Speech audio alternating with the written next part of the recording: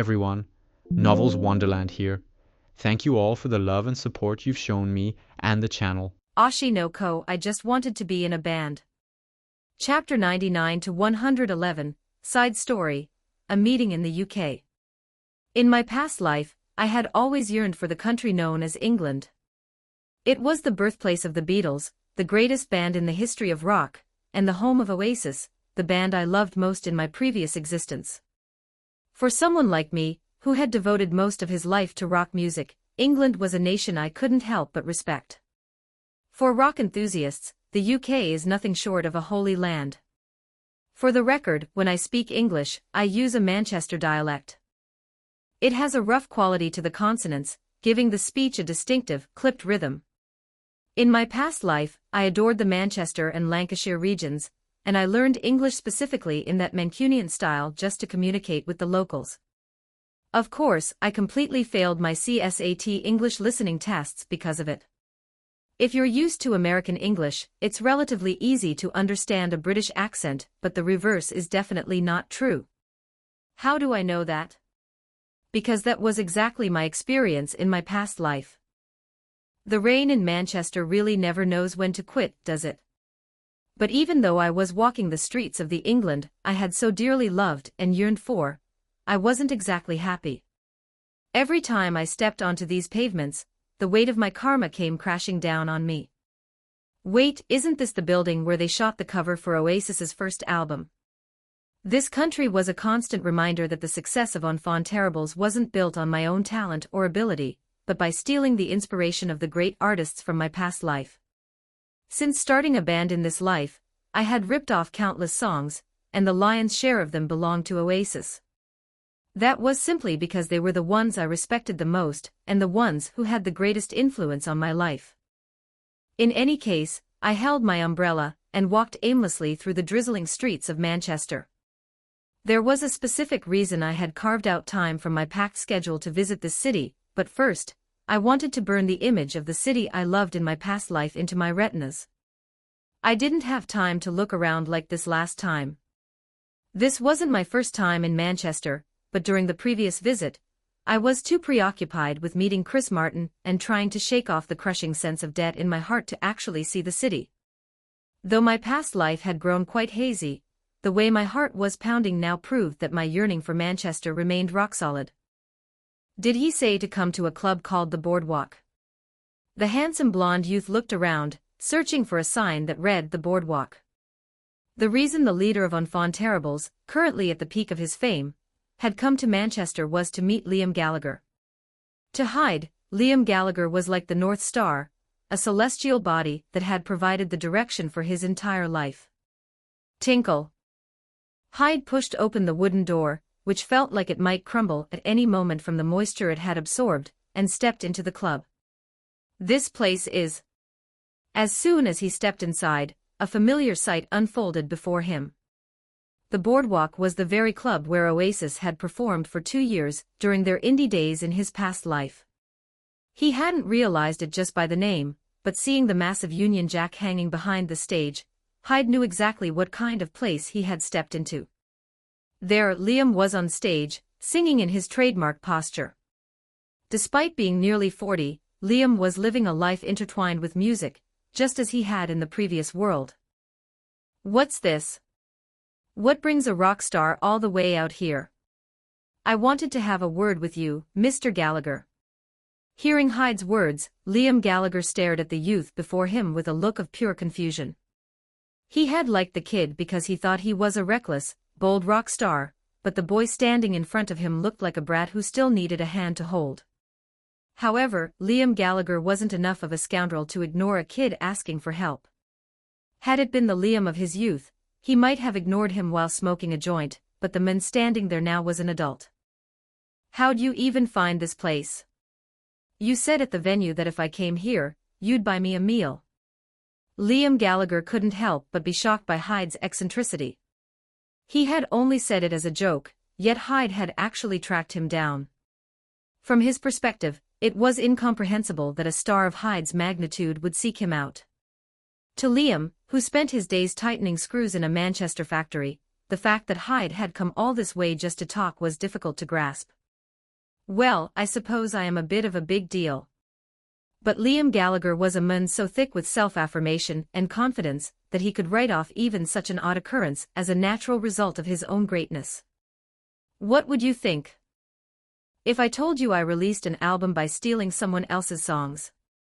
Look, I'm busy enough just dealing with my own shit. What kind of fucking nonsense is that? Liam treated Hyde's words as total rubbish. Liam was someone who had devoted his entire life to music ever since he'd been struck in the head with a hammer and had his ears open to the art. To his ears, Enfant Terrible's music was innovative and fresh, so much so that it felt like it had appeared out of thin air. What? Are you talking about homages? If that's the case, every moron shaking their arse on the BBC should be locked up. There was no such thing as truly original music anymore. Humans have limited preferences for sounds, and artists have to create music to suit those preferences. In fact, the better the artist, the more they utilized homages. Hadn't his own brother, who was now in the afterlife, spent half his time writing songs that were direct rip-offs of others? It's not an homage, what if I stole it wholesale? Why should I care? If they're that bothered, they should have released it to the world first. Liam couldn't understand why Hyde kept spouting this weird nonsense after asking for a chat. He was certain that Hyde, the leader of Enfant Terribles, was definitely on drugs. Nothing else could explain this situation if not a drug-induced trip. What if those songs were yours, Mr. Gallagher? What? My songs? Listen, kid, I've never written a song in my life. But if they were? I'm not in a band anyway, so who cares? I'd tell you to just use M. Doesn't that just mean my songs are that good? Liam Gallagher hated whining rock stars. When he was young, it was common practice to record songs you liked off the radio onto a tape just to own them. It was a natural human desire to want to possess and listen to a good song, even through legal means. Who would hate their songs getting attention if they weren't even planning to be in a band? If you're a rock star, live like one. Stop whining. I don't know what's eating you, but if you bow your head, every single one of your fans has to bow theirs too. Stop fucking around with useless shit like this. Mr. Gallagher, I don't believe my success was achieved through my own skills. This position I have now, it's a burden. Liam Gallagher loathed rock stars who had everything and still complained. In his mind, rock stars had a responsibility to project positivity to their fans. He believed that was the only way a star living off the love of the fans could repay them. Therefore, a rock star had to walk their path exactly as they damn well pleased. If you're going to keep talking that shit, get the fuck out of my sight. Pardon? Act like a rock star. Walk your own fucking path. That's your responsibility for the status you enjoy as a star. As he said those words, Liam Gallagher slammed his fist into Hyde's face to wake him up. Whether in this life or the last, he was exactly the same. The website for reading paid chapters is available on my Patreon. The number of chapters on Patreon, 137. Link, patreon.com/ultramagnus_T. Chapter 100, Side Story, After Uticon. 763 words. Rock and roll star Enfant Terribles tears the stage apart once again. Apex's unauthorized absence successfully suppressed. The magic of Enfant Terribles, even other fandoms are enthralled. After the Enfant Terribles performance ended, the media went into a complete frenzy. The primary reason was the rarity of the occasion. Despite being a band born in Japan, it was incredibly difficult for the Japanese public to see them perform live. Since the release of their first album, Enfant Terribles had spent most of their time active in the United States rather than their home country. Tonight I'm a rock and roll star. Precisely because it was Enfant Terribles, the Uticon stage was transformed into a magnificent spectacle where every person in the building sang along to every lyric. For the record, the absence of Zard caused a massive controversy. Her name had clearly been on the Uticon lineup, yet she never took the stage. Apex attempted a desperate damage control maneuver, claiming that Sakai Izumi had complained of anemia, but public opinion was not easily swayed. Yes, Bikomachi is finally hitting its stride. In the aftermath of the performance Bikomachi delivered yesterday, the Strawberry Productions office was in a state of chaotic excitement. Standing in the middle of it all, a massive, satisfied grin broke across the face of Saito Ichigo. "Miyako, I think we can move up the release date for the new Bikomachi album. Once this round of music show appearances with Enfant Terribles is over, let's get that album out and start the promotions immediately." Saito Ichigo couldn't have been happier. While Bikomachi's excellent performance was a factor, the mere fact that they shared a stage with Enfant Terribles had garnered them a level of public interest that was incomparable to anything they'd experienced before. In this climate, the song Cupid that Hyde had crafted would act as a razor-sharp blade, a blade that would carve through Bikomachi's competitors and elevate them to the summit of the idol market. With those thoughts in mind, Saito Ichigo looked over at Hyde, who was sprawling on the sofa, sipping an iced Americano with cubes of ice rattling in the cup. "My lucky star. What brings you here? I didn't even call for you." "Sato, what do you think was the real reason Apex bailed?" "After what I went through on Asayan, it feels personal." "It's not Sato, it's Saito, you damn star. You don't need to overthink it.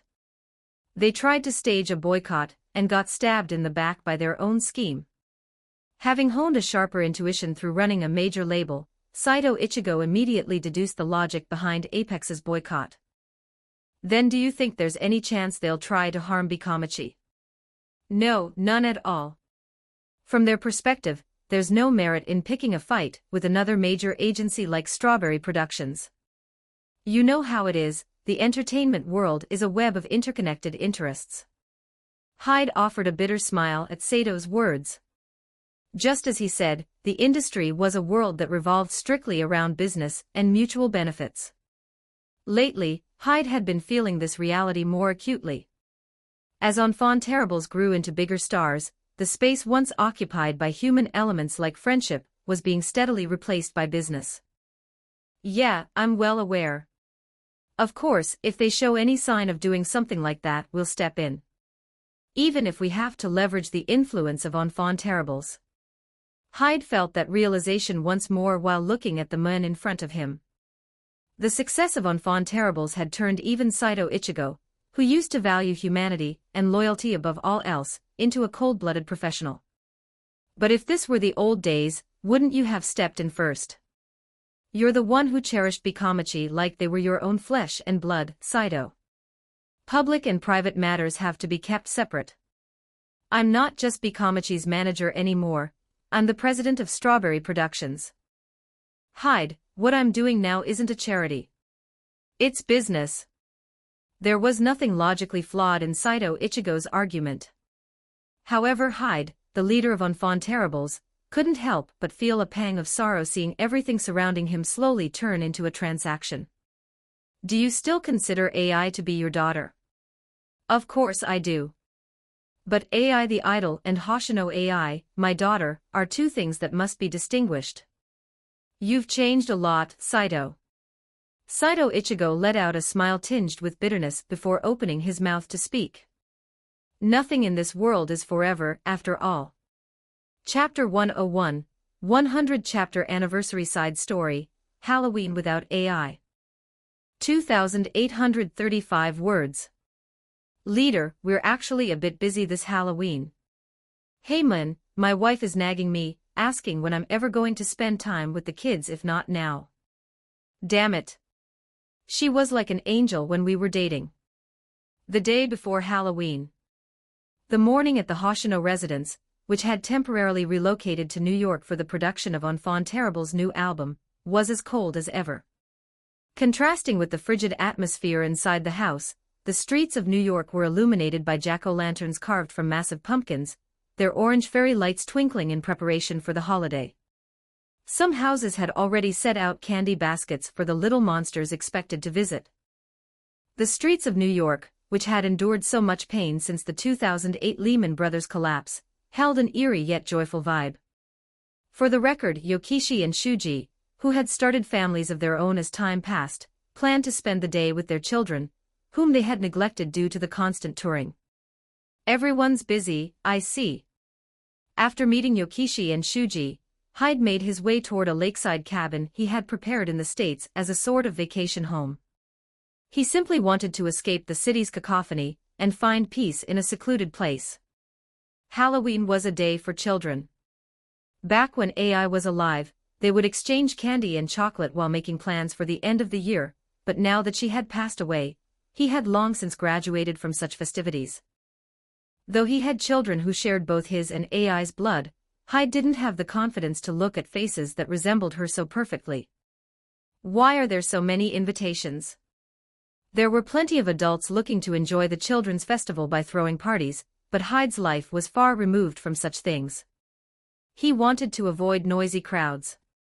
Since tomorrow was the weekend, his plan was to take his medication, sleep in late, scribble down whatever melodies came to mind in his notebook, and just let the time drift by. To Hyde, medication was a good tool to help him forget the most colorful moments of his life. Regardless, the first New York Halloween following the revolution sparked by enfant terribles seemed grand, but Hyde was indifferent to the affairs of the world. Or so he thought. Until he opened the cabin's front door and the children, whom he had been avoiding since AI's funeral, shouted trick or treat at him. "Papa! Did you not miss Ruby? I always miss my daughter. I'm sorry Daddy was so busy with work." As he spoke, moments he wanted to forget resurfaced. He blankly stared at the traces AI had left behind before belatedly greeting Saito Ichigo and Saito Miyako, who were sitting on the living room sofa. "Hyde, have you eaten dinner?" Saito Miyako, who was legally Hyde's mother-in-law, asked him in a tone filled with worry. "I'm doing all right, Mother." "You damn son-in-law, you've lost all your muscle. Are you actually eating properly?" As per his habit, Hyde sat across from Saito Ichigo and Saito Miyako with a cigar and a glass of whiskey. Summer and autumn had passed, and the winter that held both AI's birthday and the anniversary of her death was approaching. Only the crackling sound of firewood in the recently lit fireplace echoed around them. "Just how long are you going to stay like this? You already sent that bastard Kamiki Hikaru to life prison, and buried the theatrical company he belonged to from the industry ages ago." Saito Ichigo broke the silence, taking off his trademark sunglasses to look Hyde in the eye and convey his sincerity. "Father, you don't need to worry about me. You have to let go now."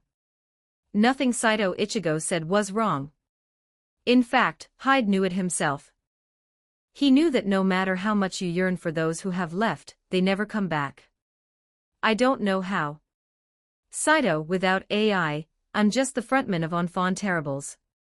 She was the only person who made me feel like myself. How am I supposed to bury that and just live? You have the kids. The children need you. That's why you're still alive." As Saito Ichigo said, these pitiful children who lost their mother to a madman needed a father. That was the reason Hyde, who had tried to reach Nirvana several times, miraculously survived and was still breathing. AI would want that too. "Hyde, I believe the reason you survived in the emergency room that day was thanks to the soul of the child who had already left."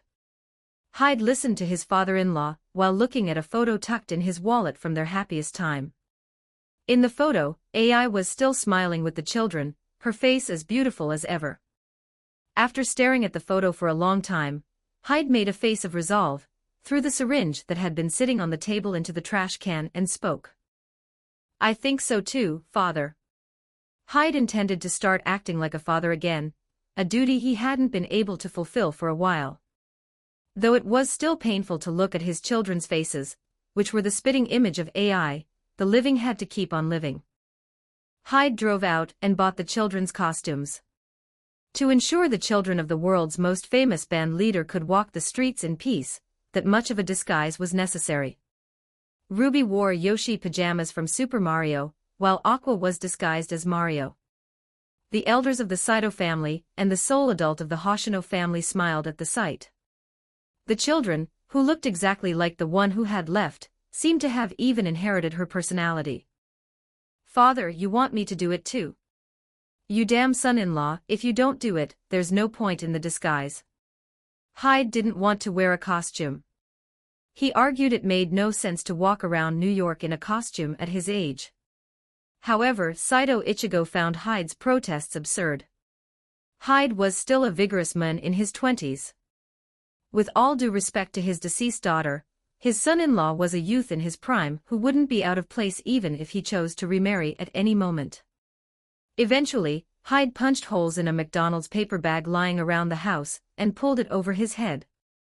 For the record, Ichigo and Miyako, who acted as parental figures for the orphaned Hyde, didn't mention how ridiculous it looked. And so, with Ruby in her Yoshi costume and Aqua as Super Mario in the back seat, Hyde began to drive, wearing a McDonald's paper bag with holes cut out over his head. Damn son-in-law. Get back safe. Just as Hyde expected, Ruby and Aqua were thrilled. While Aqua seemed a bit embarrassed, Ruby expressed her joy with her whole body. The fact that shouting, "trick or treat," at every house resulted in someone giving her candy and chocolate with a kind smile exhilarated the girl who looked just like AI. Furthermore, she seemed to feel a sense of pride seeing so many people, men, women, old and young, imitating her father, Hyde, on the streets. Papa. Look, there are so many people copying Papa over there. Whenever he saw someone dressed up like him or AI, Hyde would hand out a few pieces of candy from his own pumpkin basket. His sociable daughter had already made friends with a few kids her age despite not seeing their faces, and she was now leading a group of them around. Seeing Ruby chatting away with her friends, Hyde thought he had made the right choice in coming out. She's just like AI, the way she draws people to her. Like mother, like daughter. While he was worried about Ruby running around as if she planned to sweep up all the candy in New York, Halloween with the children was a pleasant night for Hyde as well. Save for the occasional people who startled him and ran away, triggering his trauma. It was his first Halloween outing in years. Hyde was reminiscing about memories from early in his marriage, shortly after the kids were born. He would have his arms full with the children, while AI, true to her free-spirited nature, would sweep up chocolates from the street with bold strides and feed him her spoils like battle trophies. It's been a while since I've seen you like this, hasn't it? Hyde, who was leaning against a wall watching the kids, looked at a woman in surprise at the sound of a strangely familiar voice. He hadn't felt any presence at all, but a woman completely covered in a costume was suddenly beside him, eating Häagen-Dazs as she spoke. Excuse me. What was that? Oh. I mean. It's been a while since I've seen such a lovely family. Halloween has been lonely for the past few years. She didn't seem like a dangerous person, unlike the one who murdered AI. He could feel a faint sense of affection for them in her tone. You must like Halloween. I live for this day. The woman stood beside Hyde, leaning her back against the wall as well. So why are you here alone? Doesn't it feel lonely? I just like watching the kids from here. My daughter looks exactly like my wife. Once he finished speaking, the woman sighed and began to ramble about this and that. She said the living have to live, and if he kept moping like this, his departed wife would be furious in heaven. She definitely didn't seem dangerous, but her attitude was strange. Most of all, her voice felt hauntingly familiar. I never mentioned being separated from my wife. Do you know me? Hee hee. Your voice sounds familiar. Are you someone I know? The woman let out a small gasp, muttering that she had made a mistake. Hyde stared at the woman's mouth, which was exposed so she could eat her Häagen-Dazs. He had a feeling that she was making a troubled expression, perhaps curling only one side of her lips up. Familiar faces and familiar expressions flashed through his mind, but Hyde quickly wiped those strange thoughts away. I really need to quit the drugs. I suppose I have been using them a lot lately. Thinking that, Hyde narrowed his eyes and peered at the face that should have been invisible behind the costume. Just as Hyde was about to open his mouth to press the woman, a small child tripped over a rock while running. Instinctively, Hyde caught the child, preventing a fall. Careful there, little one. It was a girl with purple hair and purple eyes. Perhaps shy, the child whispered "thank you" in a small voice before running back to her parents. Hyde nagged at the child's back not to run, just as he did with his own daughter. You still can't ignore it when kids are in danger, can you? That's an adult's job. Aren't you worried someone might fall for you? That would be a crime. The woman leaning against the wall eating Häagen-Dazs commented, as if she were jealous. And then she let out another incomprehensible, strange remark. Do you know me? You really seem like someone I know. Hyde, you'll get hurt if you try to learn a woman's secret.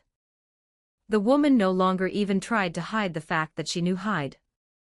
At the same time, she seemed to have no intention of saying who she was. Anyway, where did the others go? I was looking forward to that too. What? Who? Your friends. If she meant his friends, she must be referring to Yokishi and Shuji, but Hyde couldn't understand why she was saying that. Shuji and Yokishi had long since left for Japan, where their families were.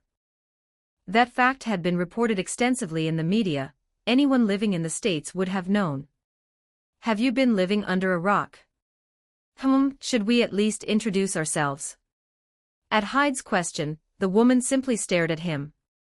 Or rather, she seemed to be staring. Hyde couldn't be certain because her face was covered by the costume, hiding the exact direction of her gaze. Hyde. You have to be suspicious when a stranger approaches you. What if I were a really bad person? Why are you asking for my name? AI will be really angry. Somewhere in the middle, something like static noise could be heard, but Hyde let out a dry laugh at the woman's words. Who was the one who approached first and acted like they knew him? So you're saying you're a bad person? No, that's not what I meant. Hyde ignored the strange person who trailed off and tossed some candy to a passing child dressed as AI. The child, accustomed to people handing out treats, skillfully waved and went on their way. But why have you only been throwing candy to kids dressed as AI this whole time? Hyde didn't answer her. He just leaned his back against the wall, watching Ruby run around with her friends, and Aqua trying to calm her down. Hyde, you still love AI, don't you? Hyde's head snapped toward her. He frowned at the woman for stating the obvious. To Hyde, AI was his most precious existence, more valuable than anything else. But I think AI wouldn't mind if you dreamed of a future. Look for someone who can fill the void for the children. The woman made this request in a slightly sad tone. Since this was something a fan who knew of his recent troubles might say, Hyde simply lit a cigarette in silence. Papa. Let's go that way. Ruby shouted from a distance. Would you like to come along? My kids are quite cute. Hyde, who had yelled back to his daughter that he would follow, instinctively asked the costumed woman who now felt a bit like a friend. I'm going now. The woman rummaged through her pocket, pulled out a caramel, and handed it to him. A Korean milk-flavored caramel. It was Hyde's favorite sweet snack. Since Hyde is always giving things away. This is a gift from AI. Since she can't be by your side anymore, don't give everything away. With those words, the woman placed the caramel in Hyde's hand. Well then, Hyde. See you next Halloween. She spoke and strode away with bold steps, before Hyde even had a chance to say goodbye. Then, she suddenly spun around and opened her mouth as if for a final farewell. I love Hyde very much too. That is absolutely not a lie. It was a sudden remark. And an incredibly strange one to hear from a stranger. AI will be mad if you follow her too soon. With that, the woman vanished. Even though she was bundled in layers of costumes, the woman vanished into the darkness of the Halloween night only seconds later. Wait. Did she say AI? Hyde felt as if he'd been hit in the head with a blunt object and began to run toward where the woman had disappeared. AI. The voice, the tone, and even that confident stride, everything was AI. She was the one who knew him better than anyone yet knew nothing of his current state. and knowing that he loved Korean milk caramels more than any other snack was something impossible for anyone but AI. It was impossible, but it was certainly his wife, AI. Only after she had disappeared into the darkness did the noise in his head clear enough for him to realize.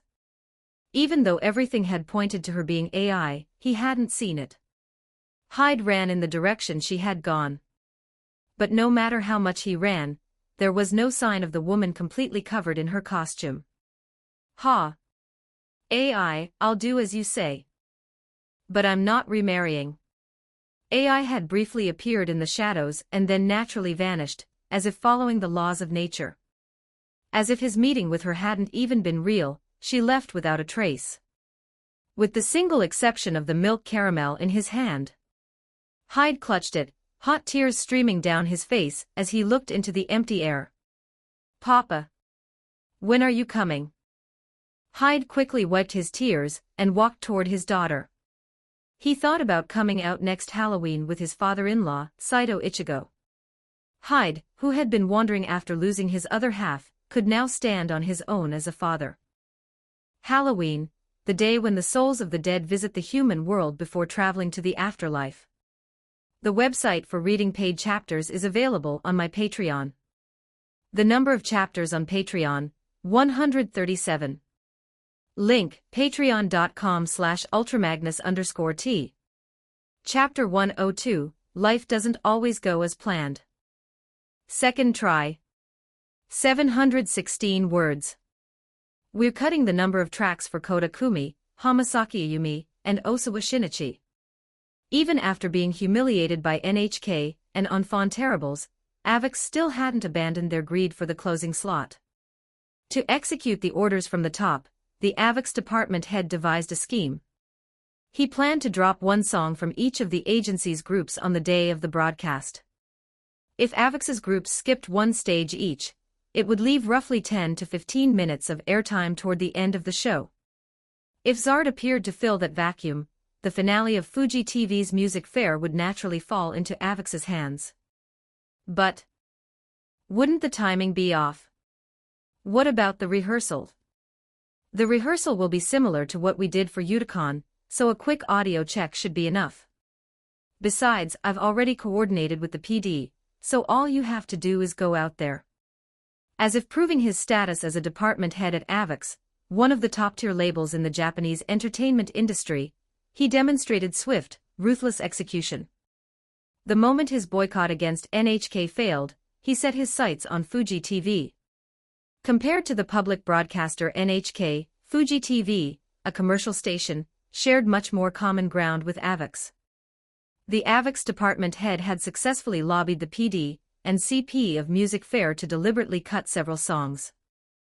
Just as Enfant Terribles was about to close out the largest-scale music fair in history, Zard would swoop in and snatch the ending. The AVEX plan was thorough. Because it was being done in secret, Strawberry Productions wouldn't even have time to prepare a countermeasure. AVEX is the industry leader, it's only right that our artists take the ending. Satisfied with his own logic, the department head leaned back in his chair and lit a cigarette. The finale of Music Fair, that was one thing AVEX absolutely had to claim. Time passed and the day of Fuji TV's Music Fair arrived. AVEX had already pulled the strings to capitalize on the trickle-down effect of this record-breaking broadcast. As agreed with the high-ranking production staff, they trimmed one song from the existing set list, leaving over 10 minutes of time before the show's conclusion. Zard's manager deliberately arrived at the parking lot late, near the end of the broadcast. The members of Zard, barely aware of where they were, could only sigh at AVEX's arbitrary and forceful scheduling. Come on. Let's move. Checking his wristwatch, Zard's manager led the members toward the stage. By the time they reached the wings, Enfant Terribles was already performing their final song for the ending. And Zard couldn't help but be horrified by the scene. Is this even a music show stage? What? We just finished a performance and came straight here, and you want us to perform again? Do you even care about Izumi's vocal condition? The members of Zard held deep resentment toward their label, AVEX. The agency's management philosophy revolved around molding stars into products to be sold through meticulous planning, treating the members of Zard more like merchandise than human beings. As Enfant Terrible's final song, Champagne Supernova, reached its conclusion, the manager locked eyes with the music fair PD. All right. Get ready to head out. What? The members of Enfant Terribles, savoring the lingering resonance as they usually did after a performance, held up their microphones to give their closing remarks. The moment Enfant Terribles stepped back, Zard would rush out. For now, they were supposed to hold their breath and wait for the stage to end. Hey! Our performance isn't over yet. It'd be a shame to let us go so soon, wouldn't it? Just as the Zard members were about to be shoved onto the stage by their manager, Tanaka Shuji and Yokishi of Enfant Terribles began shouting nonsensical words. What? What kind of ghost story tier bullshit is this? In the manager's ears, the sound of acoustic guitar strings ringing out, and the wail of a harmonica began to take over. As the manager stood dazed by this combination of instruments he hadn't heard before, the leader of Enfant Terribles began to shout. This is the new song you all have been waiting for. Contrary to Avix's plans, Enfant Terribles did not leave the stage. The Master Plan. Chapter 103, Operatic Music. 1,513 words. Fuji TV's chief producer, Kikuchi, received a special proposal from Strawberry Productions just before Music Fair began. You want to sing a few more songs after the ending? Well, there's nothing inherently wrong with that, but as the CP of Music Fair, it was an enticing offer. To be honest, it wasn't impossible, but television was bound by strict time constraints and commercial slots. One couldn't just overhaul the structure on a whim. I'm not the only CP here, though. I'll have to discuss this with CP Yamada as well. As Kikuchi expressed his hesitation to the Enfant Terribles members and the Strawberry Productions staff, the bald bassist of the band stepped forward with a different suggestion. If there's empty airtime, you wouldn't mind us filling it with a few more tracks, right? Well, if that's the case, we'd certainly welcome it. Kikuchi agreed to the proposal. Enfant Terribles singing more songs during idle time. From his perspective, it was a total windfall. Huh? What's this? Why are they here? Near the end of the broadcast, Kikuchi realized an uninvited guest had arrived. It was Zard, the group Apex was pushing as their next generation stars, showing up out of the blue. There is a bit of time left, but Zard had arrived without even contacting him, one of the two CPs responsible for Music Fair. This wasn't a surprise guest typical of variety shows. They were here to hijack the ending slot designated by the station. Kikuchi found Apex's behavior incredibly rude. Of course, this level of disrespect could be overlooked if Apex used their network to provide him with some benefits later, but today, he had no intention of giving them an opening. Kikuchi, possessed of sharp instincts, watched Zard's manager pacing anxiously backstage and put the pieces together. No way did they know. Still, does Strawberry Productions already have the weight to jump into a power struggle between major agencies like this?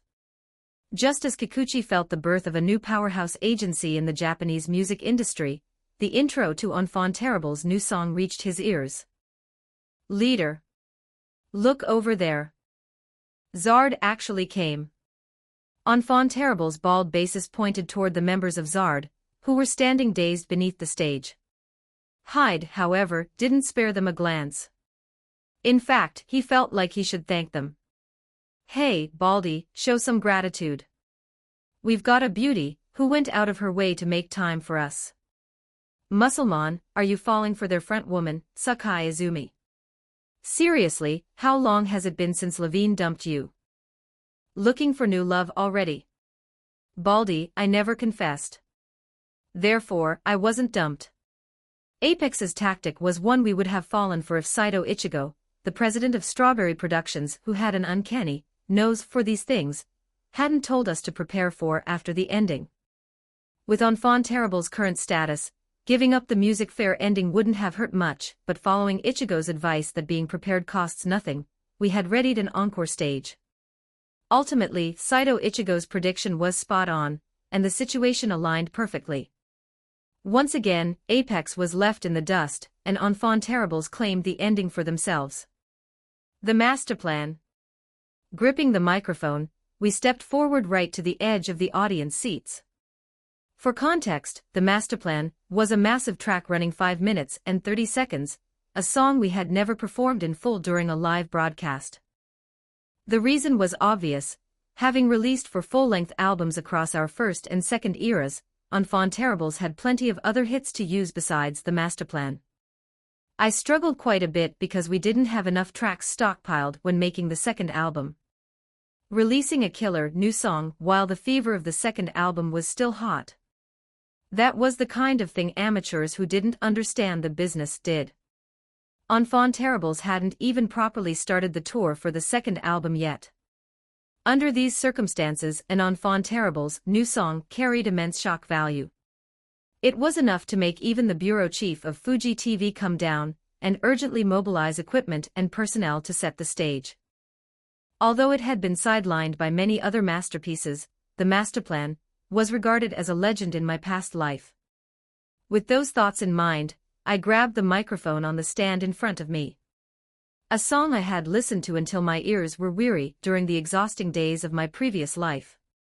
I began to unveil that song to the public. There wasn't a soul who didn't know the music of Enfant Terribles, the world's hottest band. However, the song echoing through the studio now was a style the public had never encountered from them before. As the harmony of acoustic guitar, cello, and harmonica began to resonate, the audience's eyes began to focus intensely on the stage. Is this actually a pop song? In a world where creating music with such a diverse range of instruments felt alien, the sound of the masterplan, which utilized even more instruments than whatever, began to deliver a profound shock to the viewers. It was nothing short of astonishing. Even with numerous bands appearing on the scene, the audience finally understood why these men stayed at the top. They could have easily fallen into mannerism, yet Enfant Terribles always brought a new style of music, as if demonstrating the future of pop. Enfant Terribles was still the pioneer of the genre. As the lyrics began and the harmonica faded, the sound of trumpets and cellos stepped into the foreground. Then, the curtains masking the back of the stage were drawn, revealing a small orchestra dressed in white gowns. Into the beautiful melody woven by the orchestra, an acoustic guitar, the sound of an electric guitar laden with heavy distortion began to bite in. Listening to the masterplan, the audience had to withdraw the prejudices they had held toward Hyde. Specifically, the notion that Tanaka Shuji, the bald bassist, was the only one in the band capable of writing epic, grand compositions. The masterplan was pure concert music, orchestral in scale. It could only reveal its true value when a stage was prepared with absolute precision for a performance. The number of people mobilized for the stage right now easily exceeded 20. Every instrument one could imagine was mobilized to form a single, unified melody. This stage, built on the sheer financial power of Fuji TV, was striking the public with awe. It was diverse, yet perfectly harmonious. An array of instruments that most thought could never be balanced were all being utilized on one stage. As the song concluded in a circular structure, ending with the harmony of acoustic guitar, cello, and harmonica once more, everyone in the studio began to respond with thunderous applause for Enfant Terribles. And following the masterplan, the song that played next was We Are the Champions. During Enfant Terribles' encore stage, everyone embraced one another, soaking in the lingering resonance. Everyone, that is, except for Zard's manager. What about our turn? Zard had graced the Music Fair special stage with their presence, but thanks to Enfant Terribles taking up over 10 minutes, they had no choice but to return home empty-handed. Zard was actually at Music Fair. Fans' cameras catch Zard members waiting backstage. They weren't on the cue sheet. Why were they headed to the Music Fair stage? Naturally, the sight of Zard standing around awkwardly backstage was caught by the public eye. If left unaddressed, Apex's already tarnished image could sink even further. Their reputation as one of the industry's best was being chipped away. Consequently, Apex offered only transparent excuses, claiming, we brought our rookies so they could observe Enfant Terrible's new song release. However, the public, having been burned by Apex several times already, saw right through them. It's obvious. Weren't you bastards trying to pull another backstab? LMAO, you crazy people. You sent kids there right after their schedule just to steal a single ending slot. www. Everyone knows their obsession with endings is legendary. Wow, so was ZARD flaking on Uticon also because of the ending slot? Yeah. Didn't you see the footage of Sakai Izumi being dragged away by force? God, they still treat their artists like that even now. That's just how our industry is. Though compared to when the Yamaguchi-gumi guys were running around, they're practically saints now. No one said it out loud, but everyone knew. Apex's pathetic conduct became a laughingstock, and their repeated petty tyranny, long tolerated as an industry practice, caused their prestige to plummet. Furthermore, to the broadcasting stations, Apex was no longer an essential label. Broadcasters found that Strawberry Productions, which held several future industry-dominating stars led by Enfant Terribles, was a much more beneficial partner than the fading sun that was Apex. The website for reading paid chapters is available on my Patreon. The number of chapters on Patreon, 137. Link, patreon.com/ultramagnus_T. Chapter 104, 100 chapter commemorative side story, the nerd had finally run away. 1,234 words. Little Hyde. Someone cheerfully called out the name of the blonde-haired, pretty boy. Hyde reflexively turned toward the voice, only to flinch back in surprise when he saw a beauty charging straight at him. What the H? As the beauty skidded to a halt just inches away, Hyde couldn't hide his confusion. More than anything, she was far too close. A peerless beauty, unlike anyone he had ever seen in his life, was staring at him with sparkling violet eyes. Hyde swallowed hard. For someone like him, a gloomy nerd infamous at school, interaction with the opposite sex was foreign territory. He had never been looked at with such affection by a woman. Not even by his own mother. The beauty carried a fragrance that felt somehow familiar, yet intoxicatingly pleasant. Somehow, this scent feels familiar. Before he could process it, her delicate face was right in front of his. Flustered, Hyde didn't even have time to step back before her hands touched his cheeks. She cupped the blonde boy's face with both hands, tilting it this way and that as she examined him closely. Then, her eyes curved into a soft, crescent shape. For some reason, the beauty was smiling with clear delight and satisfaction. She was so lovely that Hyde couldn't even bring himself to push away a stranger touching his face. You haven't changed at all, have you? Union. Hyde blinked stupidly at her incomprehensible words. He only snapped back to reality after she finished pinching his cheeks, calling them soft, and ruffling his hair.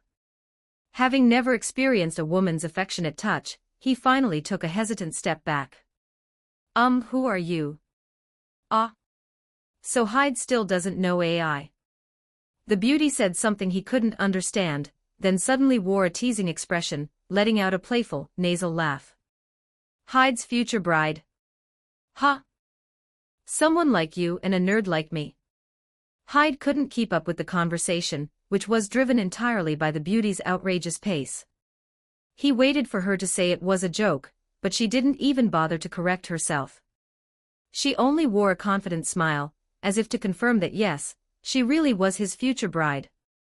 Overwhelmed by her momentum, Hyde actually began wondering whether his parents, who had abandoned him, might have arranged an engagement in advance. But unfortunately, that was impossible. Common sense dictated it. Parents who had dumped their child on relatives because he was an inconvenience would never bother with something so troublesome for his sake. Still, once Hyde realized no such arrangement existed, he felt an odd sense of disappointment. Get a grip. Why would someone like that be my bride? To stop his thoughts from veering in a ridiculous direction, Hyde smacked his own forehead with a small hand. Hyde. Why are you suddenly hitting your forehead? Does it hurt somewhere? Startled by his action, the beauty gently stroked his forehead. Hyde's shoulders jerked at the touch. Why is she being so casual with someone she just met? The woman who called herself AI looked at him with a gaze full of affection, true to her name. If it had been anyone else, he would have run away in fear of being hurt, but for some reason, this beauty named AI felt harmless. It tickled the inside of him, like feathers brushing softly against his heart. Feeling that he couldn't let this continue, he hesitantly opened his mouth. I think you've mistaken me for someone else. I've never seen a pretty person like you before, and I don't have a fiancé. So that means we're strangers. So the Hyde from when you were little had a very different vibe. In another way, you're incredibly cute. Ha! At the beauty's blunt praise, the blonde boy's face turned red as a tomato. He had steeled himself to draw a line, but the beauty showed no sign of ending her one-sided friendliness. In fact, she was only getting more intense. The beauty looked at him with a blissful expression, then suddenly pulled him into a tight hug. Her behavior made Hyde's face go so red he worried it might burst past tomato red and simply explode. Her embrace was warm and comforting. No, wait. This isn't right, . The woman's behavior was far too excessive. Considering they had just met, it was enough to be called rude. But why ? It was rude, and yet he didn't feel bad at all. He should have pushed her away and run like he'd learned to do, but instead, he was just flustered and helpless. He might be a nerd, but he wasn't an idiot. Confused, Hyde finally decided to escape from the beauty's arms. However, before he could act, the soft touch of lips landed on his cheek, and he froze completely. So cute. I want to put you in my pocket and take you home. Closed union with serifs. The beauty declared that her husband was cute, and began showering his cheeks with affectionate kisses. She doted on Hyde as though he were a baby. For someone who had never been treated this way in his life, Hyde couldn't collect himself, overwhelmed by embarrassment and a feeling he couldn't put into words. I am not cute. I'm a punk guy. Even he thought it was a stupid thing to say. Hyde immediately felt pathetic. To think that a single moment of affection could make a person melt like this. He felt as if the life he had spent clawing and struggling just to survive had, in the end, been nothing special at all. With that thought, Hyde wriggled free from the beauty's embrace. Determined not to be taken in any longer, Hyde began to glare with resolve. He intended to settle the matter clearly, they were strangers. But Hyde is still cute even when he's grown up. You still don't get it, do you? Even when he spoke firmly, her affection didn't fade, it only grew stronger. Seeing the beauty keep smiling so naturally, as if his feelings were already in the palm of her hand, Hyde felt his strength drain away again. For some reason, whenever he met her eyes, he felt as if he were being pulled in, and his heart started pounding. Why am I like this? Because I'm startled. Because I'm flustered. Or because I like it, . His mind had long since stopped functioning under a stimulus he was experiencing for the first time in his life. When the beauty took one more step toward him, Hyde panicked like a rabbit spotting a predator and started running for his life. When reason couldn't handle the situation, fleeing was the only option. Hyde ran as his instincts commanded. He knew this was the kind of thing only idiots would do, but there was no other way. Running away too is exactly the same as when we first met. You ran even before we started dating. Laughter rang out behind him. When had they ever dated? Besides, this was the first time he had ever run from a beauty who showered him with affection. There was no way a beauty like this could exist in his world. But contrary to his denial, the heat on Hyde's face showed no sign of cooling. And so Hyde kept running farther and farther away, chased by the woman called AI. Chapter 105, before heading out on the second album tour. 1,633 words. Following the unfortunate accident in Japan, Enfant Terribles abruptly concluded their US promotions and returned home. Almost immediately, they launched a massive promotional campaign for their upcoming second world tour.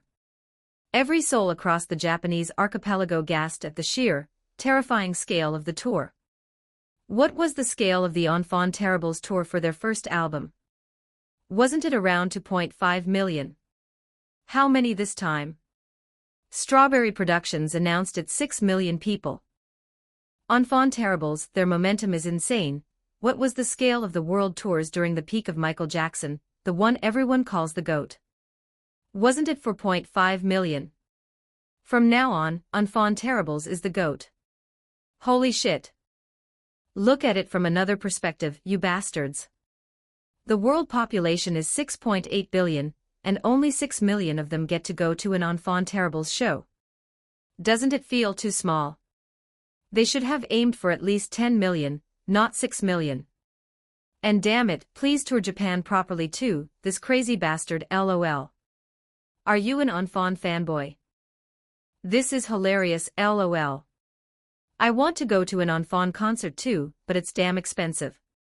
It would be doable if not for the scalpers, those sons of bitches. 6 million. The largest world tour in the history of the Japanese music industry, and one of the biggest in the history of global popular music, had been announced to the world. The moment the tour was announced, the Japanese public erupted with a fierce sense of national pride. The fervor was so intense that the servers of Yahoo, Japan's largest portal site, crashed under the weight of the surging traffic. In a way, it was only natural for people to be stunned. The Japanese public had only just finished marveling at Enfant Terribles performing in front of 90,000 people in the United States, the very place they admired so much. Now they were receiving news of a tour on a scale that would leave a permanent mark on history. The plans even included Enfant Terribles mobilizing 250,000 people in a single day at Nebworth House in the UK. So how long are they saying it'll last this time?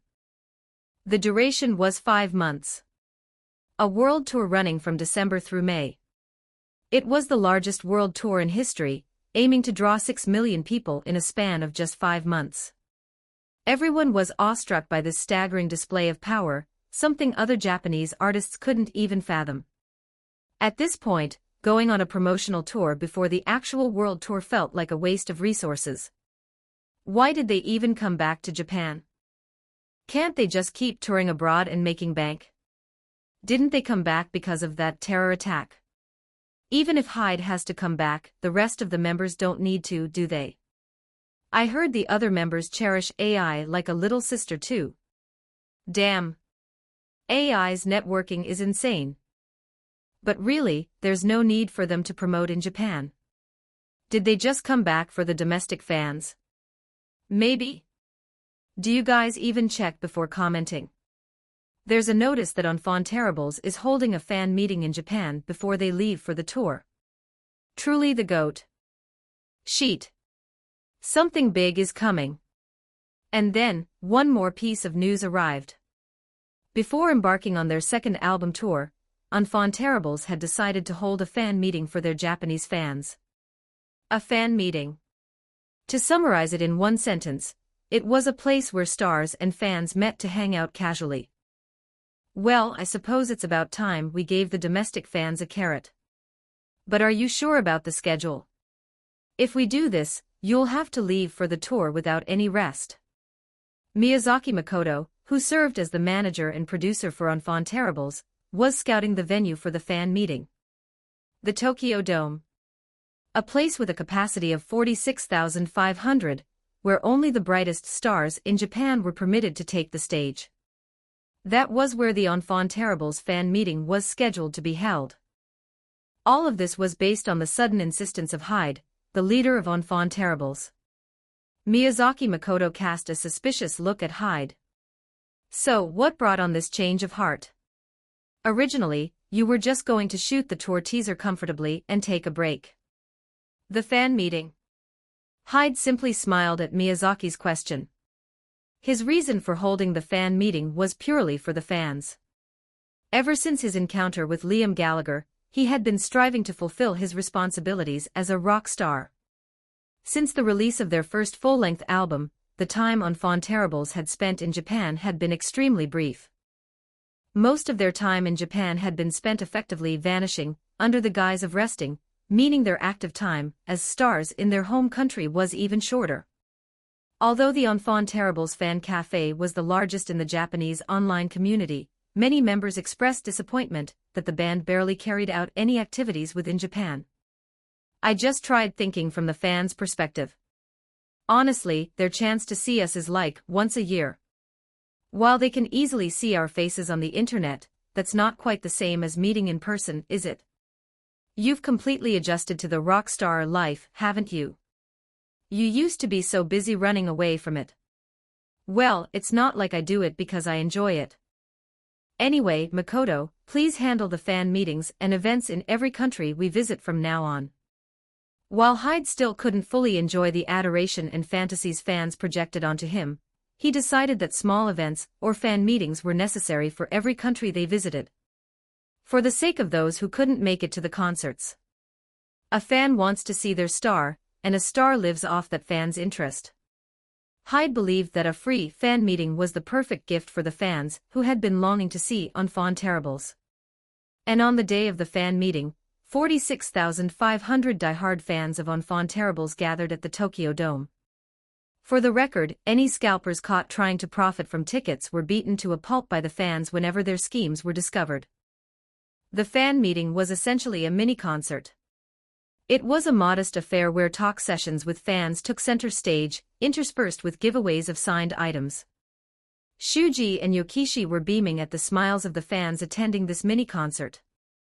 It was during an event where they drew numbers to give away their personal cherished items in a bright atmosphere. As fans came up one by one to receive the band's belongings, one woman began to sob uncontrollably. "Whoa! Miss, are you all right?" She must be deeply moved to see Enfants Terribles.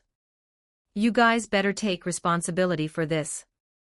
Akashi Asanma, one of the band's famous celebrity fans and the MC for the event, skillfully stepped in. He held the microphone to the sobbing woman, asking why she was crying. Was it because she saw the band up close? Or was it a sudden surge of emotion? The curiosity was satisfied quite simply. The woman, her voice hoarse from crying, voiced her sorrow. "I hate that once this is over, I have to go back to just waiting for you to return to Japan. I know you're busy, but even when you do come back, you leave again so quickly." Hearing her words, Yokishi and Shuji's expressions darkened, while Hyde looked as though he was struck by a pang of guilt. To the fans, the time Enfants Terribles spent in Japan surely felt like it passed in the blink of an eye. The domestic fans likely felt marginalized. After all, to the members of Enfants Terribles, Japan was not a place to exist as stars, but a place to live as human beings. Hyde felt guilty, believing this sentiment was the result of him neglecting his duties as a star. Simultaneously, he began searching for something more he could do for the fans beyond just fan meetings. An artist speaks through their music. In that moment, inspiration flashed through Hyde's mind. It was an idea for a song describing the relationship between a fan and a star. The relationship between the two is, fundamentally, complementary. On his way home after the fan meeting, Hyde scribbled down a song. Acquiesce. A gift for the fans of Enfants Terribles. This song was released for free to the entire world through Strawberry Productions' YouTube channel. For the record, Enfants Terribles was the first artist to ever release a song entirely for free. The ticket sales for Enfants Terribles' second world tour began in earnest. In Japan and across the globe, all 6 million seats were snatched up as fast as a supersonic jet. Fans were saddened by the fact that their stars would be wandering the world again, but they consoled themselves with the fact that they could at least see them occasionally on foreign television. Meanwhile, a new song was uploaded to the Strawberry Productions YouTube channel. Acquiesce. The song, titled after the English word meaning to agree or to accept, had been released. It contained Enfants Terribles' thoughts on their fans and their deep affection for them. Though the band had begun their global wandering once again, the fans started to find solace in their music. The website for reading paid chapters is available on my Patreon. The number of chapters on Patreon, 137. Link, patreon.com/ultramagnus_t. Chapter 106, I just wanted to start a band, but I ended up creating a hell of a concert. 1,663 words. Those who don't understand the inner workings of a world tour might wonder, if a tour for 2 million people took 4 months, wouldn't a tour for 6 million take over a year? That is an observation made by someone who doesn't know the nature of the entertainment industry. In this world, where time is literally gold, such inefficiency doesn't happen. The size of the venues simply scales along with the demand. For instance, back in Japan, Enfant Terribles used to use the Budokan, with a capacity of 14,000 as their concert venue. As their weight class grew, they frequented the Saitama Super Arena, where the Asian semifinals were held, which holds about 36,000 people. However, as the popularity of Enfant Terribles soared toward the heavens, the crowds only grew. Naturally, the stage had to change. Enfant Terribles was now a megaton-class band with enough weight to hold a mere fan meeting at the Tokyo Dome. The Tokyo Dome, a place where only the stars who have reached the pinnacle of Japan are allowed to set foot. A venue reserved for giants like Michael Jackson, Coldplay, Bruno Mars, and Mariah Carey. As mentioned, Enfant Terribles was a band that used the Tokyo Dome, with its 60,000-person capacity, as a simple venue for a fan meeting. Essentially, even with the same number of performances, you can gather far more people depending on the venue. Where they once drew 28,000 people over 2 shows, they now draw 120,000 in the same span. In an instant, they can accommodate twice the audience of their previous records. Thus, the duration remains similar even as the scale explodes. If Japan gets 120,000 people into shows, what about the United States? Enfant Terribles was set to mobilize over 2 million spectators in the US alone. Hell yeah. Expensive food really does taste different. Food is definitely the greatest entertainment in life. Shuji, the bald bassist of Enfant Terribles, dipped his foie gras in olive oil and shoved it into his mouth with reckless abandon. The rich, concentrated flavor of the foie gras and its meltingly tender texture were teasing his taste buds when it happened. Baldy, this protein shake tastes way better than that flashy food. Yokishi, another member of the band, was pouring a protein shake from a high-end wine glass into his mouth, fueling his muscles with amino acids. Can we please eat in peace? Hyde, who had been quietly savoring his food, threw a dry comment at his bandmates. But who were the members of Enfant Terribles? As the biggest lunatics on the planet, they naturally ignored their leader's annoyance and went back to their antics. Oh. Chef. Can I film this and post it? Shuji was so touched by the chef's detailed explanations of each dish that he was recording a video for social media. They might look like jobless rascals just wasting food, but there was a method to their madness. They were stuffing themselves to build up caloric reserves before the tour began. There's a reason even skin and bone singers put on weight before a world tour. No matter how many calories you consume, the sheer intensity of consecutive concerts drains your vitality. They supplement their energy levels beforehand to endure the forced march ahead. Even after eating this much, many find themselves lighter by the end of the tour. Wasn't that exactly what happened to Enfant Terribles during their first album tour? The members had to diligently build up their stamina. 5 months is more than enough time to break a human body. Immediately after this is the Grammy Awards. And then another concert the day after. Isn't the rest period too short? We might be fine, but what about the leader's throat? It was completely trashed during the last tour. Shuji finished with his meal, and Miyazaki Makoto, who served as the band's manager and producer, spoke up. Who cares if my throat goes? You guys will cover for me, right? If things get bad, we can just use that Sakamoto Ryuichi guy as the vocalist or something. What Shuji and Makoto said wasn't wrong. Since I handle both guitar and vocals, I could end up exhausted by the latter half of the tour if I fail to pace myself, just like during the first one. Now that I'm an experienced veteran of the road, that fact was burned into my mind. Still, I wasn't overly worried. I had reliable members behind me on stage at all times. Their musical talents had fully blossomed, even surpassing mine in some ways, so I could comfortably trust them with my back. If I couldn't trust Shuji and Yokishi on stage, who else could I trust? Anyway, I went back to stuffing my face for the concert.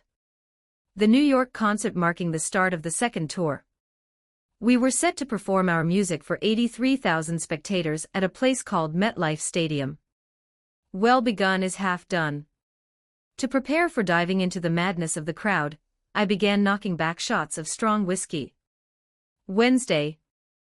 It was a time when workers usually had to be at their desks, but New Yorkers of all ages and genders were heading toward the stadium instead. Nirvana.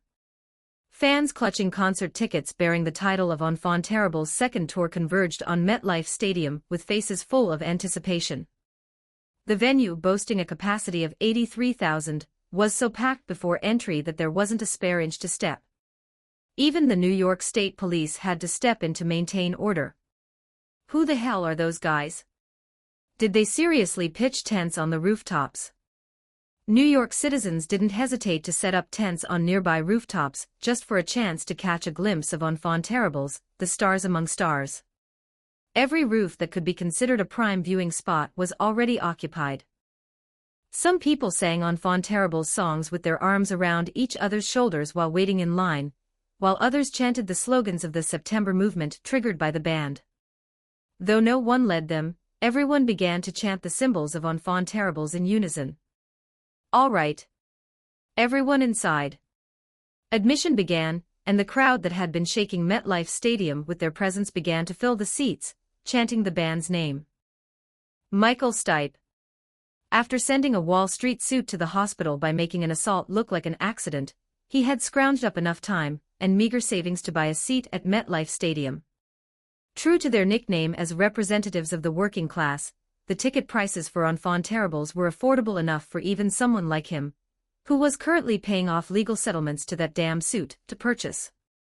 He wouldn't have been able to make it if he'd had to buy from scalpers, but he managed to secure a ticket through the same tenacity he used to punch that executive. Selling tickets at 10 times the price is crossing the line. Scum. Had he been forced to buy from a scalper, he likely would have punched their teeth in, but luckily he bought his ticket at face value. With those thoughts, he entered the venue to witness a truly spectacular sight. A legion of instrumentalists, large enough to be called an orchestra, were tuning their instruments, and the Enfant Terribles logo was etched into the sky via holograms. They must have dumped a fortune into this. Michael Stipe stared slack-jawed at the spectacle unfolding inside the stadium. Traditionally, Enfant Terribles' stage production was far flashier than that of other groups. This was the result of Hyde's experience observing countless performances while grinding as an E-rank session musician in his past life, combined with the sharp talent forged in the land of K-pop. Whoa, that's insane. As Michael Stipe looked away from the sky-high holograms, massive screens on the left, right, and center of the stage made their presence known. Since it was a stadium of gargantuan scale, the space had been designed specifically to accommodate everyone's view. Come out already, you rascals. While watching the opening performance of KATTUN, who were famous for their cover of See You Again, Michael Stipe waited impatiently for Enfant Terribles to burst onto the stage. The opening guest exited the stage, the lights dimmed, and all illumination in the venue vanished. All the audience could see was the number 10, displayed on the massive screens. Boom.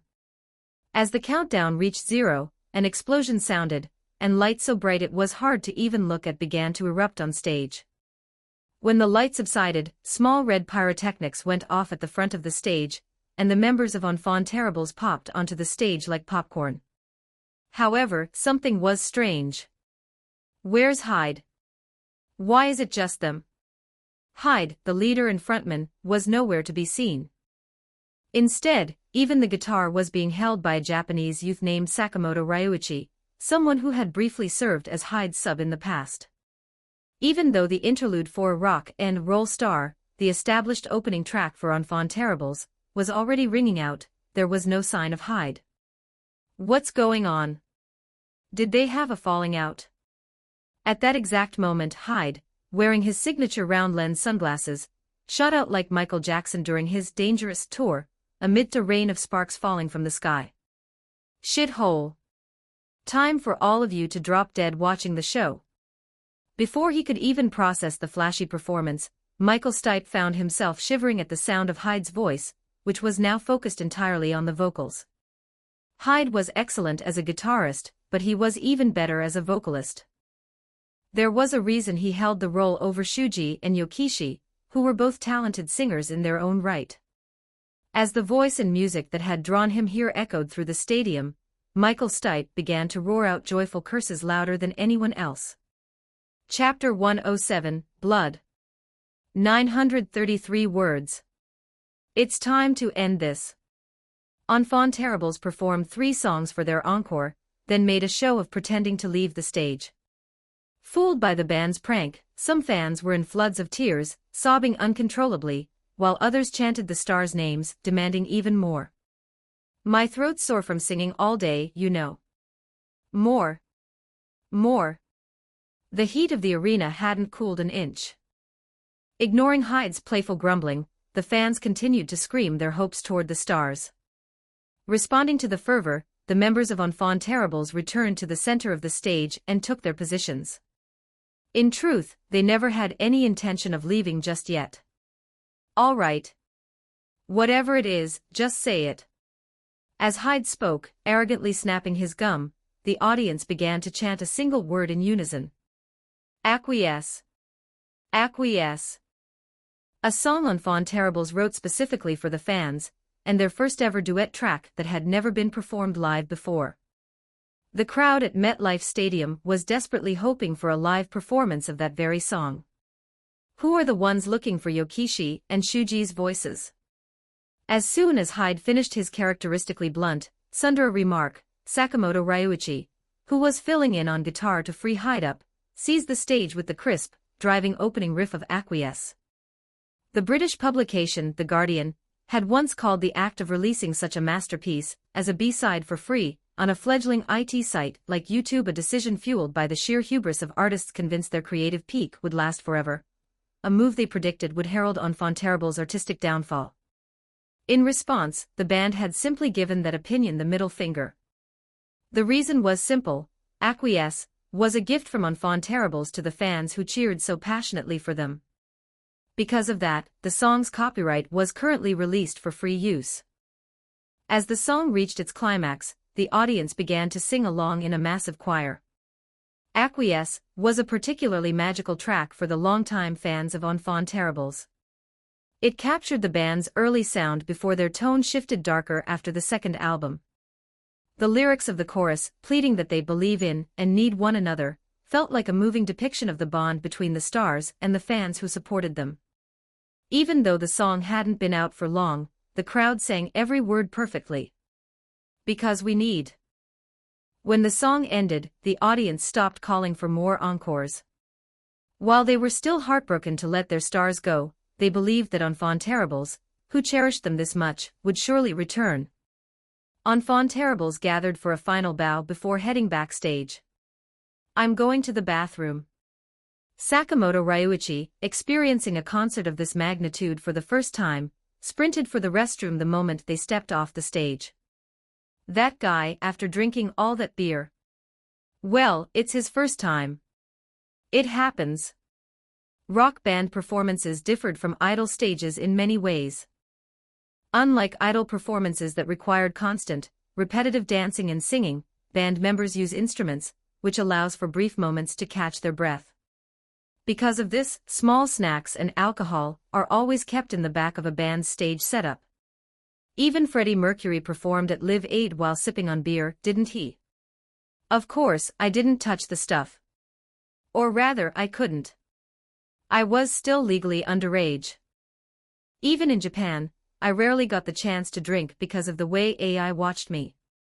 The only time I could catch a drink was when I was exclusively with the members of Enfant Terribles. I'm jealous you guys can drink during the show. Oh, right. Leader's still a minor, isn't he? Shuji looked surprised, as if he had genuinely forgotten.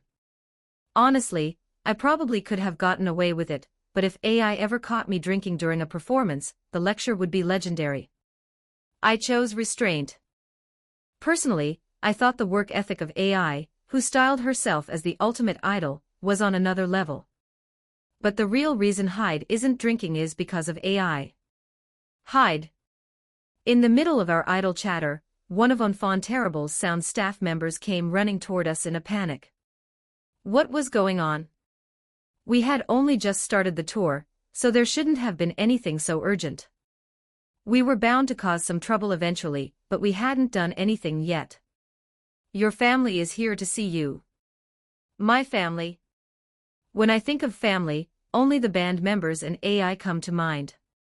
Thinking maybe AI had made a surprise visit, a bright smile spread across my face. Are you talking about AI? No, someone claiming to be Hyde's father is here. Father? I had cut ties long ago with the man I could call father in this life. Wasn't he the man who had abused and then abandoned me after his remarriage? And he brought reporters with him.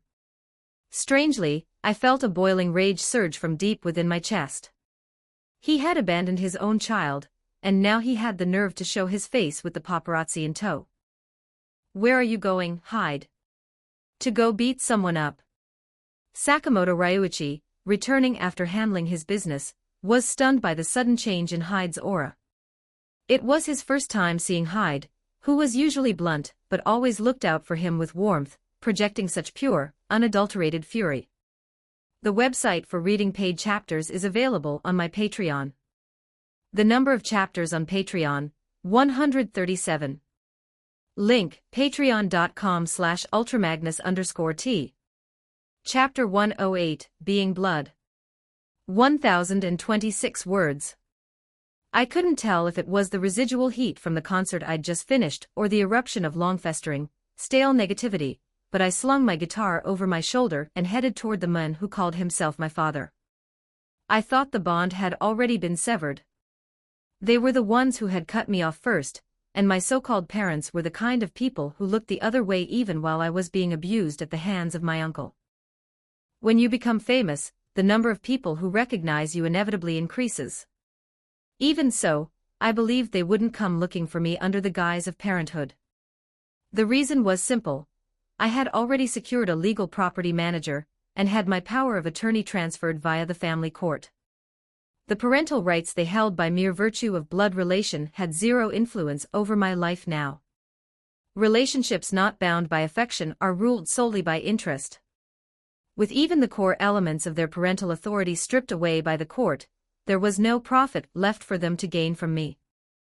Yet they had come anyway, unable to abandon the greed of what if. Shithole. My plan was simple.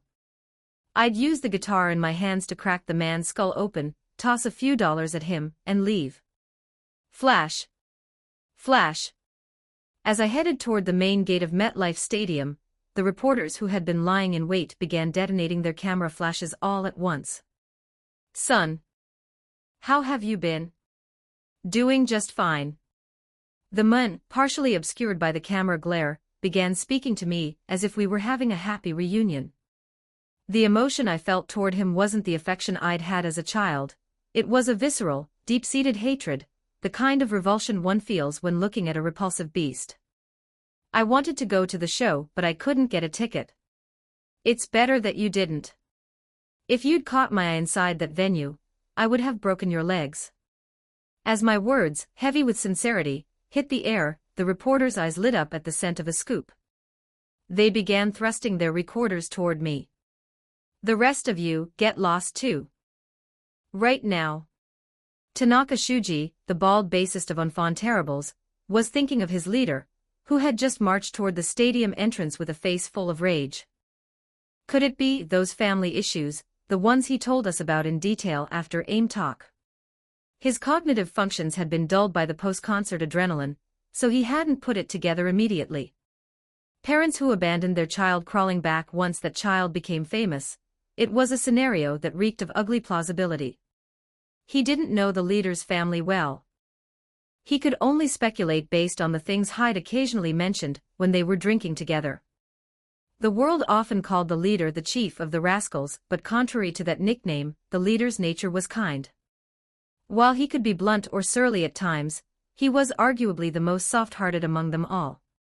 Even when looking at Yokishi and Shuji, who were prone to causing trouble at any moment, the leader never complained. He rarely spoke an unkind word, and always bore his own worries in silence. For a man like that to start spitting curses, it meant his internal state was beyond the breaking point. Despite knowing that, Shuji had just let him go. He should have grabbed the leader the moment he bolted. Musselman, should we intervene? Baldy, we need to get to the entrance right now. It seemed Yokishi was thinking the same thing. With a look of grim determination, Yokishi was already sprinting toward the entrance of MetLife Stadium. We have to stop the leader from ending up in prison. There was no telling what kind of accident would occur. With that desperate thought, Shuji dashed toward the main gate. There he saw the leader, surrounded by a swarm of reporters. You son of a bitch. What? Daughter-in-law. What did you say about my girl? It was too late. By the time Yokishi and Shuji arrived, the leader's face was flushed a violent red, his temper flaring at full heat. And in front of the fuming leader, a haggard man with the exact same hair color had fallen on his backside, clutching his rear in pain. Hyde. What's going on here? Sakamoto Ryuichi, who had followed them out without knowing the full story, rushed to their side. But the damage was done. As if trying to play the pity card, the middle-aged man was wearing a tattered jacket and faded jeans.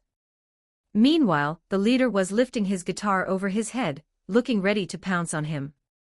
Just as Shuji tried to stop him, Yokishi, whose muscles wouldn't lose out to professional bodybuilders, grabbed both of the leader's arms, struggling to keep him contained. You bastard. Why the hell are you showing up now? Why? Your kid's doing well, so you want to crawl back for some scraps. Baldy, help me. Fast. The leader had completely snapped, he'd lost all reason. It took both Shuji and Yokishi's combined strength to finally pry him away from the man. Sakamoto Ryuichi, being the only one with free hands, helped the man to his feet. Who exactly are you? I'm that boy's father. The man, trembling with feigned or real terror, finally managed to speak. Father. Someone like you is a father. Get the hell out of here, you piece of shit. The leader's eyes were bloodshot as he poured his rage into the middle-aged man. The man's bold, shameless attitude was enough to make even Shuji's skin crawl, so the leader, the one actually involved in this mess, must have felt 1,000 times worse. This won't do. You need a beating. I'm a stranger to you now, so this isn't unfilial conduct, right? An incident on the very first day of the tour, the day they should have been celebrating. This wasn't the kind of fire that was going to burn out easily. Chapter 109, Side Story, That Night. 1,129 words. You must remember that no one lives a life free from pain and suffering. One must live while remembering that no one can ever be free from the agony or misery of life. Sophocles. Hyde remembers.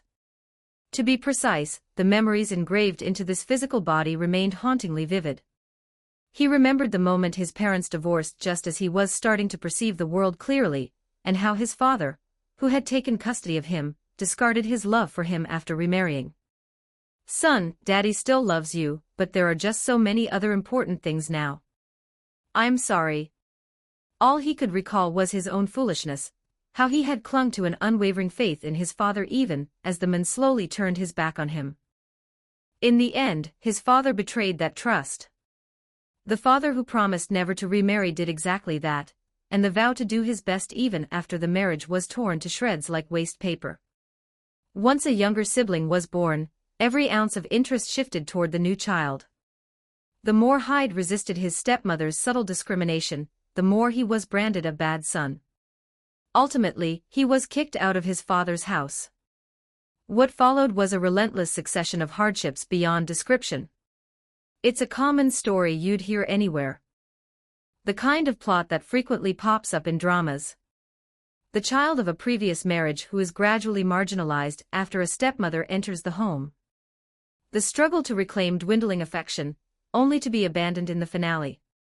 That was how the original owner of this body understood it. While he had drifted from place to place, shunned by everyone, that man, his father, had enjoyed happiness and led a peaceful, secure life within his new family. Even on the way back to the accommodations, Hyde couldn't settle his twisted nerves. With the memories of his past life growing faint, the shock provided by this body's memories wasn't something he could just brush off. Hyde, that man, your father, says he's going to release an article. Let him. How are we going to respond? Hyde remained silent in response to the question from Miyazaki Makoto, who served as both his manager and producer. What if you tried talking to your father? If you're going to keep talking shit, get out of the van. When Hyde, who rarely lost his temper, erupted in anger, Miyazaki Makoto was so startled he couldn't find his voice. Seeing the tension, Tanaka Shuji, the thick-skinned bald bassist of Enfant Terribles, quickly pulled Miyazaki Makoto toward him. Makoto, you know you shouldn't just stick your nose into someone's family affairs like that. Right. Hyde, I'm sorry. They had a concert tomorrow and needed to get some practice in, but the members of Enfant Terribles were considerate of their furious leader, giving him the space he needed to be alone. Boss, go talk to AI and cool your head. You're too heated right now. With that in mind, let's drop the boss off at the hotel first. The mixed-race drummer gave Hyde's shoulder a light pat with a worried gaze, offering words that carried his true sincerity. While the members of Enfant Terribles tactfully headed to the rehearsal room, Hyde toyed with his phone. Damn it. Whenever those childhood memories resurfaced, he couldn't suppress the rage toward the man, who had the audacity to call himself family. Eventually, the phone slipped from his hand and landed on the soft white sheets of the hotel bed. Usually, this was the time he would call his lover, AI, who would have just woken up, but right now, he couldn't bring himself to do it. Fuck. After agonizing for a long time, Hyde let out a low curse. He stared at the phone lying on the bed sheets, locked in mental conflict. Who could have guessed such a disaster would strike right as their first tour began? AI will call me soon. What am I supposed to say? A sudden wave of fear washed over Hyde. He was troubled by what he should tell his lover, and how much he should actually reveal. He was worried that his problems would become a burden to her, especially since she was likely having a busy day herself due to the third start, Cupid. And as if on cue, the phone began to ring. Sigh. Hyde exhaled sharply and picked up the phone from the sheets. AI, you must be tired. Is it okay to call? Hyde, you're the one who said we should talk at this time. Hee hee. Were you worried because I told you yesterday I'd be busy? Ugh. Yeah, I guess. Searching his memory, he realized he had been the one to suggest the call. Hyde, who had intended to end the conversation quickly by using AI's fatigue as an excuse, felt flustered and let out a sigh so soft it didn't travel through the receiver. Hyde. How was your day? Was the concert fun? Of course. As many as 83,000 people came to see us. Fly out to America whenever you want to see it. AI, there's always a seat saved just for you. I appreciate that, but... Hyde, did something happen today? AI, who had spent her life wearing a mask to please others, possessed a natural talent for spotting when someone else was wearing one. In particular, noticing that Hyde, who was clumsy at lying, had put on a mask to hide something from her was easier than breathing for her. Above all, because she was Hyde's lover, she couldn't help but notice that he was concealing something. Something happened. No? What could possibly happen when I have you? Seeing Hyde attempt to evade the situation with out-of-context sweet talk, AI felt her suspicions confirmed. Her lover had a bad habit of trying to slip away with honeyed words whenever he was in trouble. Really? AI is much sharper than you think, you know. Really? Nothing happened. Hyde responded to her words like a reflex. While it pained his heart to lie to his lover, this was also his own way of being considerate toward her. Right now, he was undeniably lying. And of all people, he was doing it in front of AI. You know I really love you, right? At least that will never be a lie. Mixing his sincerity into the gaps between his lies, Hyde vaguely glossed over the rest of the conversation before hanging up. The room returned to a heavy silence. Hyde was suddenly struck by the thought that living as a star was agonizing. The website for reading paid chapters is available on my Patreon.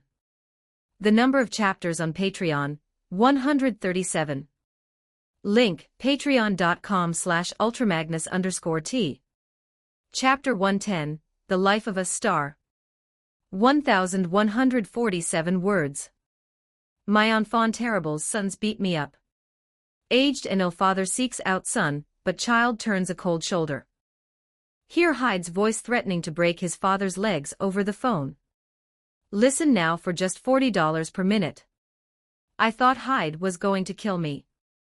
The night of the nightmare, as revealed by the father of the enfant terribles. Thursday morning, the day after that night. All of America was simultaneously plunged into a state of shock. The family history of Hyde, the leader of enfant terribles, had never been revealed in detail before.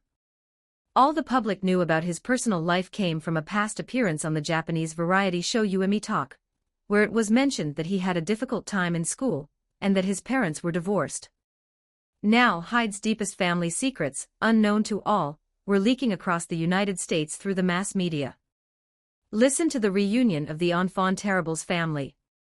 A conversation between a father and son meeting after a long time. Son. How are you doing? Doing fine. It's Dad. And? I wanted to go to the show but I couldn't get tickets. Better stay away. If you catch my eye at the venue, I'm breaking your legs. Why? Beyond the fandom, every citizen in the countries where enfant terribles held sway couldn't help but doubt their eyes and ears. Particularly in white American society, which places great importance on family and harmonious parent-child relationships, Hyde's behavior, delivered without any context, came as a massive shock. Several politicians who had been feeling uncomfortable with the September movement sparked by enfant terribles also saw this as an opportunity.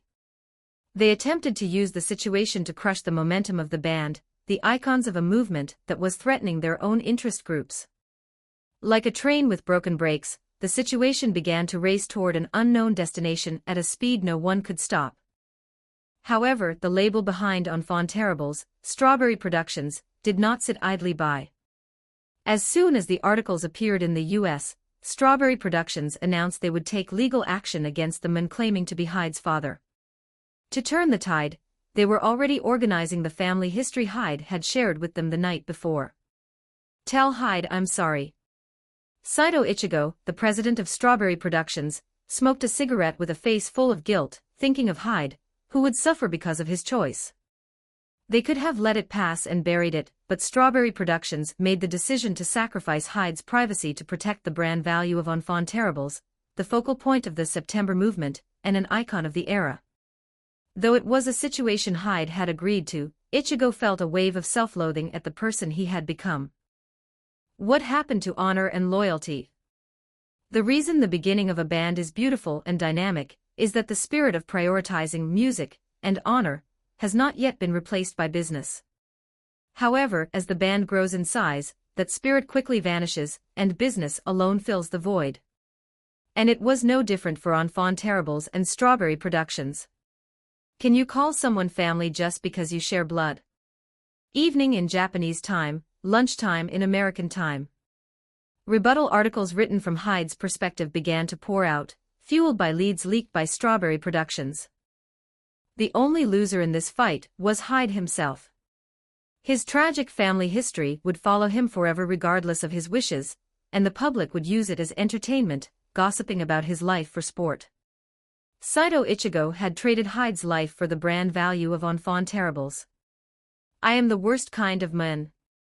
It could be said that his father, who likely took a massive payout from the media in exchange for exposing Hyde's family secrets and fled, was the only winner in this catastrophe. The appearance of Hyde's father changed the atmosphere. It would have been a relief if he had remained unaffected, but Hyde could not. As if to prove that worst-case scenarios always come true, Hyde made mistakes during the second-day performance at MetLife Stadium. Of course, they were subtle errors that the general public wouldn't easily notice. Hardly anyone would realize if a single chord went astray during a fast guitar shred. However, Hyde was clearly repeating mistakes over and over. "Musselman, doesn't the leader seem weird today? We have to make him focus, no matter what." Tanaka Shuji and Yokishi called out to Hyde. They figured that since Hyde was still a minor, it was understandable for him to be shaken, and they thought they needed to coax and soothe him back to his senses. "Hey man, let's just clear our heads first. We're rock stars, we can't let the fans down." "Leader." "I agree." Hyde quietly nodded at their words, but that was all. Eventually, unable to bear Hyde's hollow, soulless appearance any longer, Shuji spoke up. "Leader. If you fall apart, Enfant Terribles is finished. Is that father person really that important? If that guy shows his face again, you just have to beat him to a pulp. He's just trash who threw you away, and then crawled back once you got famous. It's not because of that. I just didn't get much sleep last night." Hyde's guitar solo followed that conversation. Shuji and Yokishi watched him with their hearts in their mouths. Hyde, stopping his vocals to focus solely on the solo, thankfully performed the part brilliantly. But that was the end of his luck.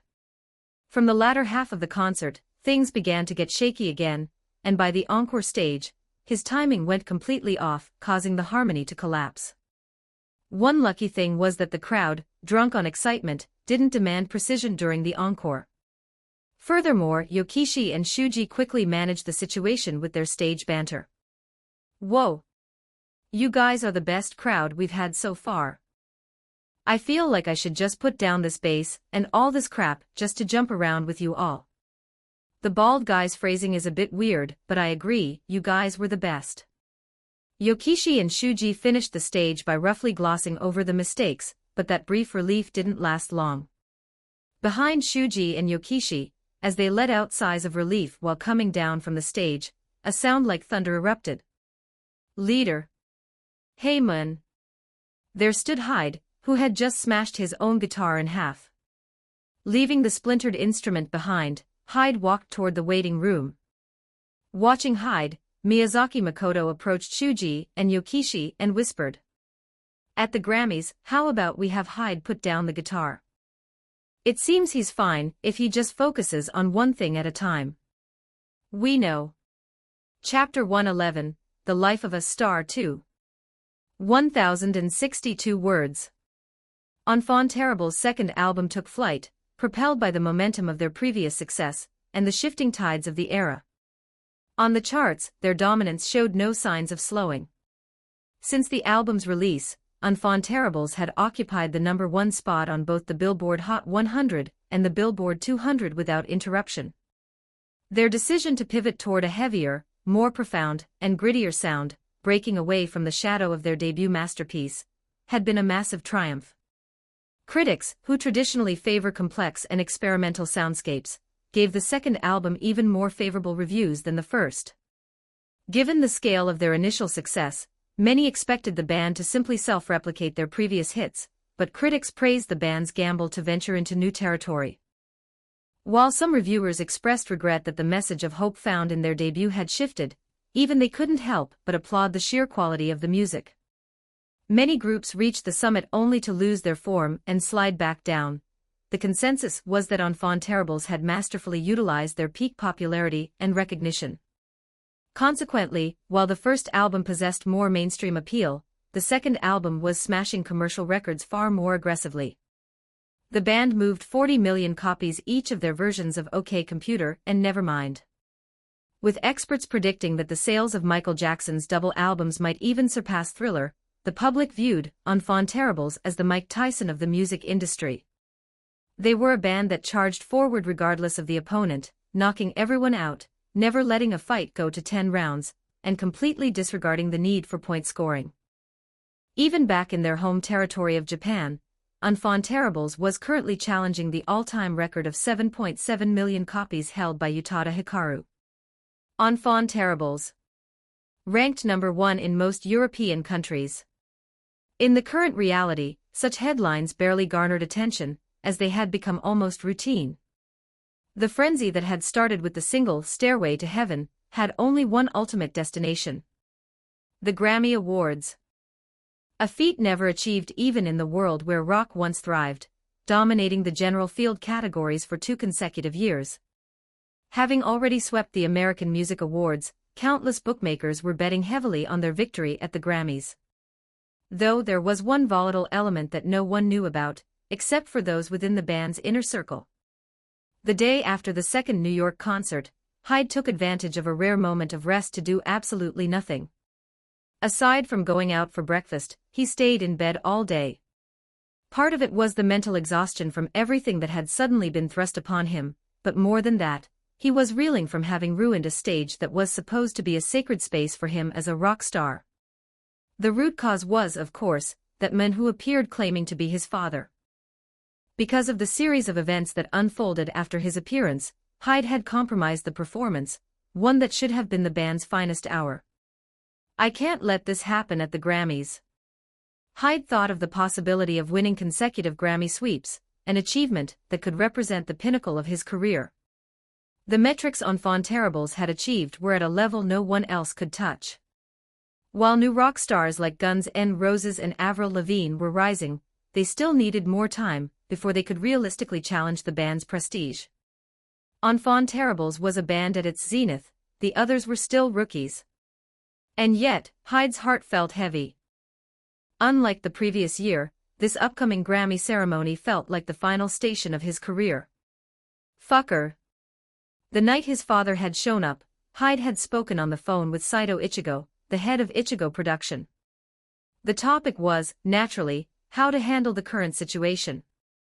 The most important currency in the entertainment industry is interest. Because of this, those in the industry do not hesitate to act, even if it means destroying someone's life, just to garner the public's attention. This rule of the showbiz world applied equally to the press. Hyde recalled the conversation while pondering these thoughts. "That damn star power. I can bury this quietly. But if I do, Enfant Terribles' momentum won't be what it used to be." How many people did you say rely on Enfant Terribles for their livelihoods? A lot more than we can count. At Enfant Terribles' current weight class, they could survive just by maintaining their core fandom. Even if the public branded them a disgraceful band due to family scandals, they could still operate to some extent. However, much more was riding on the band's shoulders, or rather, Hyde's shoulders. Even if the band survived, groups associated with them, like Bikomachi, would likely fall into a period of stagnation. Above all, if Enfant Terribles, the icons of the era, were to vanish, Ichigo Production, which had only just begun to spread its wings as a major agency, would surely collapse under the relentless onslaught of competing firms.